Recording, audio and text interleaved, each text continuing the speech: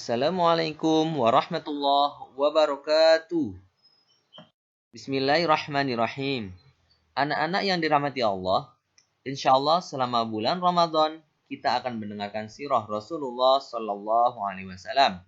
Ya insya Allah Ustadz dan Ustazah akan bercerita untuk kita semua.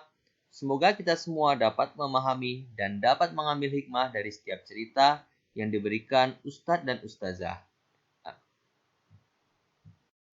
Untuk sirah yang pertama yaitu sirah sebelum kelahiran Rasulullah Sallallahu Alaihi Wasallam. Anak-anakku yang dirahmati Allah, berkisah tentang masa sebelum kelahiran Rasulullah Sallallahu Alaihi Wasallam. Tentunya kita akan membahas sedikit keadaan kota di mana Rasulullah Sallallahu Alaihi Wasallam dilahirkan, yaitu kota Mekah. Tahukah kalian kota suci kaum muslimin? Ya, kota suci kaum muslimin adalah kota Mekah, di mana kota tersebut terdapat Ka'bah yang merupakan arah kiblat seluruh kaum muslimin di seluruh dunia untuk menghadapkan diri kepada Allah Subhanahu wa Ta'ala ketika sedang sholat. Di kota Mekah inilah Nabi kita tercinta, yaitu Nabi Muhammad Sallallahu Alaihi Wasallam dilahirkan. Kota Mekah adalah sebuah lembah di tengah lautan pasir. Bukit-bukit mengurung lembah ini rapat-rapat. Lembah ini cuma ada 3 jalan untuk keluar dan masuk ke kota Mekah. Jalan pertama menuju ke Yaman, kedua menuju ke Laut Merah, dan ketiga adalah jalan menuju ke Palestina. Ribuan tahun yang lalu, lembah kota Mekah hanyalah sebuah tempat persinggahan rombongan kafilah, baik yang datang dari Yaman menuju Palestina, atau sebaliknya dari Palestina menuju Yaman. Dan Nabi Ismail lah yang pertama kali membuat Mekah menjadi sebuah kota. Dan kota Mekah terletak di Jazirah Arab. Jazirah Arab pada awalnya merupakan daerah yang subur. Kemudian dalam waktu yang cukup lama mengalami pengeringan-pengeringan.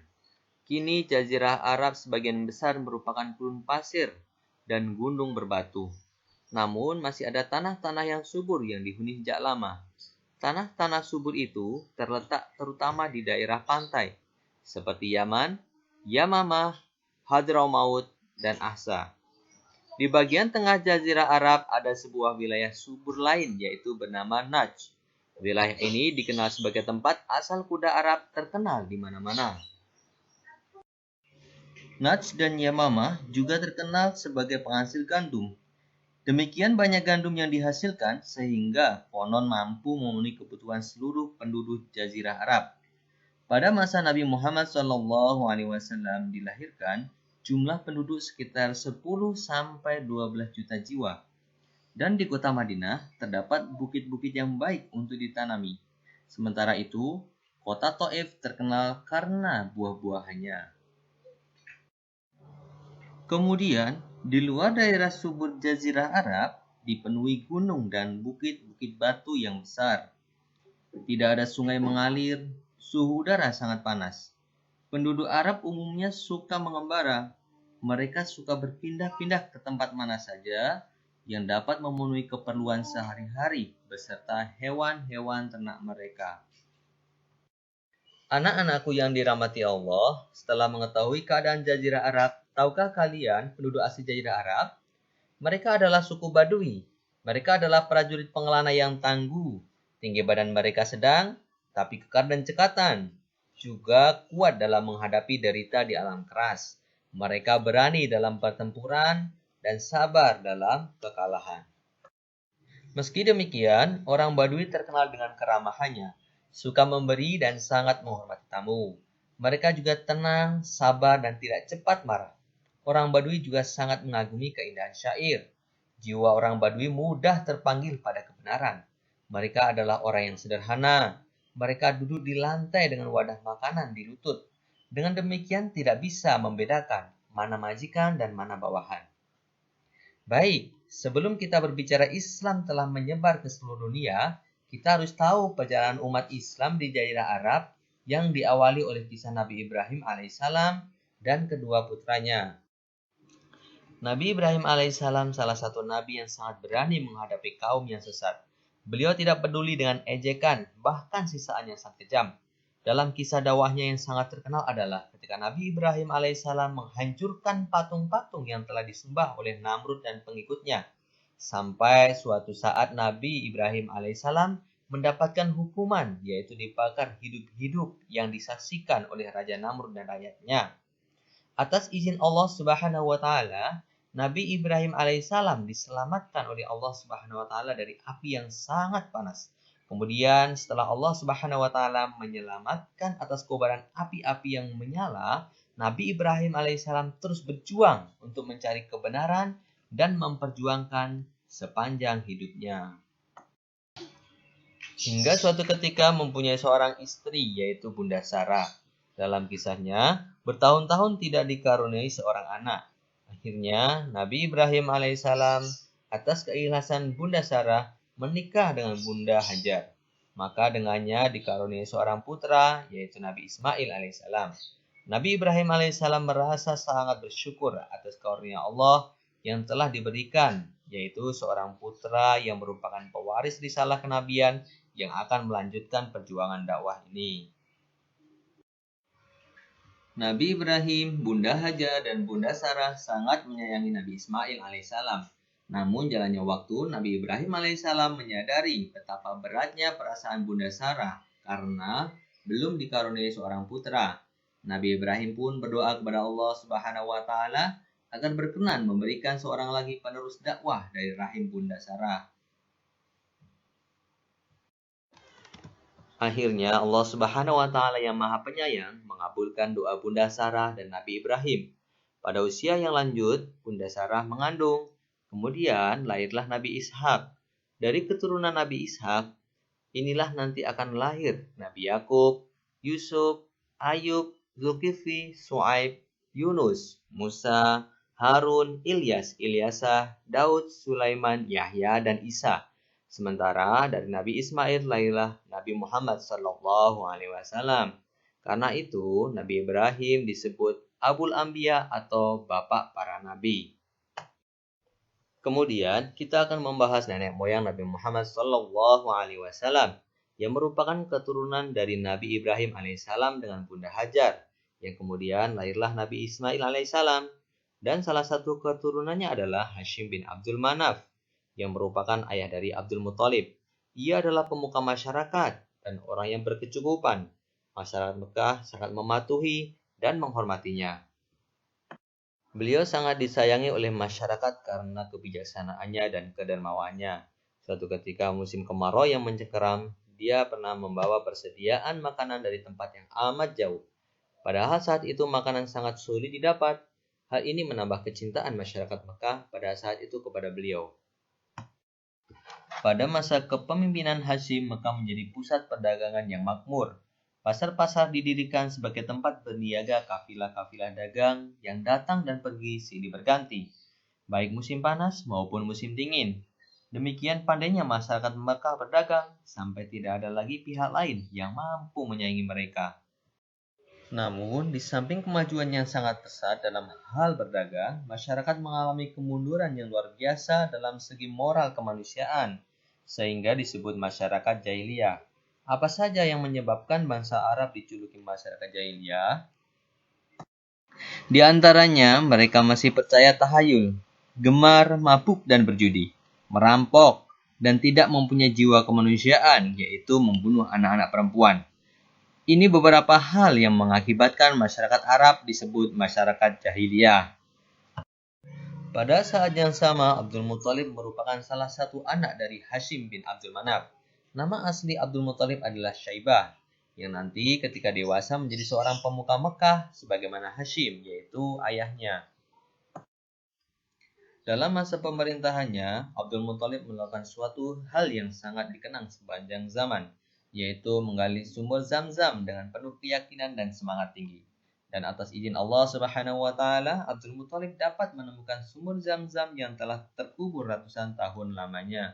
Abdul Muthalib mempunyai 10 anak laki-laki, di antaranya adalah ayah Nabi Muhammad SAW yang merupakan putra bungsunya.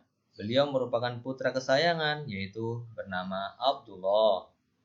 Sebelum mempunyai anak yang banyak, Abdul Muthalib pernah bernazar, jika suatu saat nanti dikaruniai 10 anak laki-laki, kemudian semuanya telah dewasa dan tidak memperoleh anak lagi seperti ketika sedang menggali sumur Zam-Zam, maka salah seorang di antara 10 anak itu akan disembelih di Ka'bah sebagai kurban untuk Tuhannya.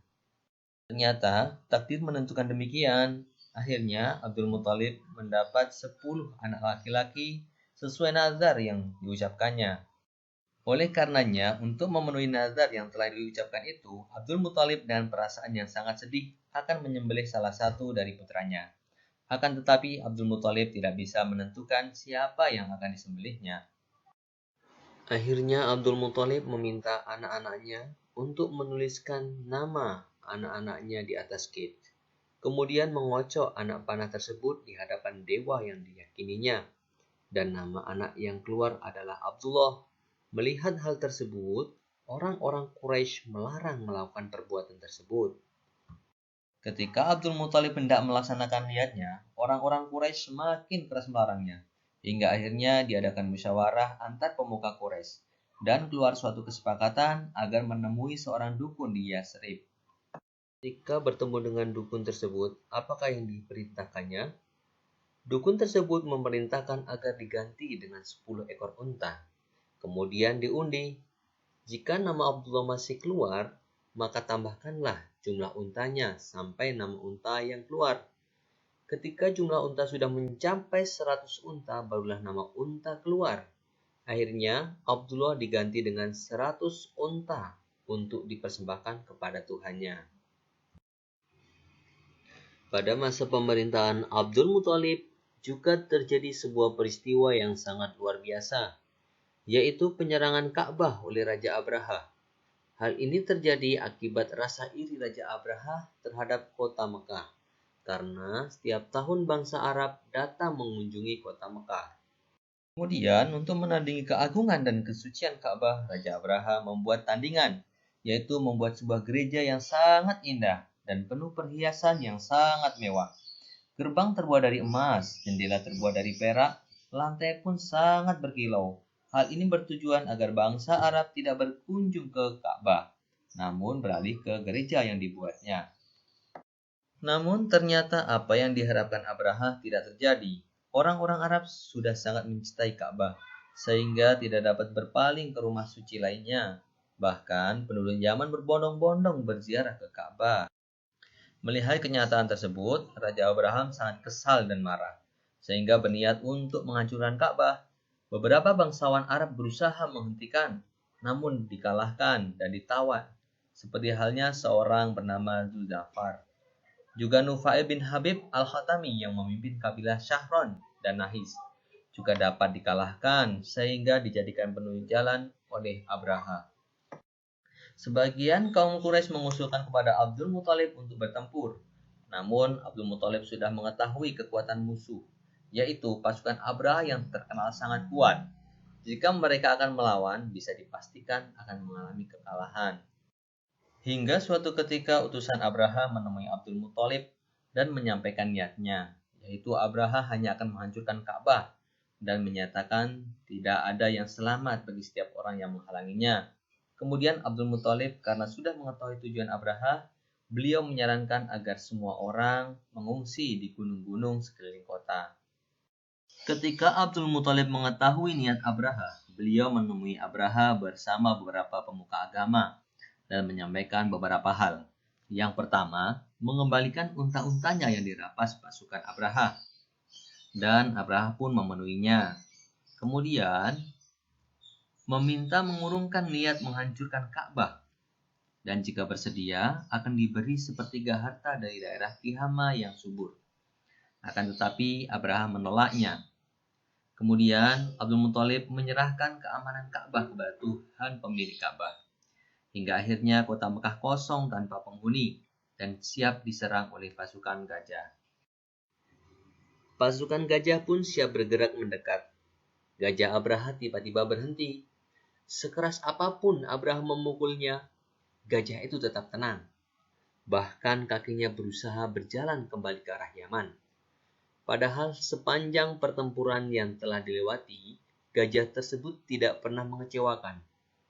Hal ini membuat kepanikan tersendiri bagi Abraha.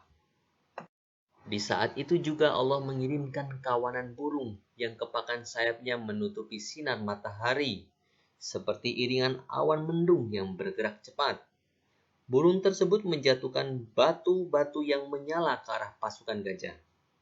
Dengan panik setiap orang berusaha untuk melarikan diri, tetapi sia-sia, semuanya mati. Peristiwa penyerangan tentara gajah ini sangat luar biasa, sehingga disebut Amul Fil atau Tahun Gajah. Dan peristiwa ini diabadikan dalam Al-Quran Surah Al-Fil. Dan pada tahun ini Rasulullah SAW dilahirkan. Demikian kisah sebelum kelahiran Rasulullah SAW. Hikmah yang dapat kita ambil di antaranya adalah, yang pertama, untuk menjadi seorang pemimpin besar, maka kita harus berbuat baik dari kecil. Yang kedua, selalu menjadikan Allah sebagai pelindung kita. Pembacaan sirah ini dirangkum dari buku Muhammad Teladanku Jilid 1.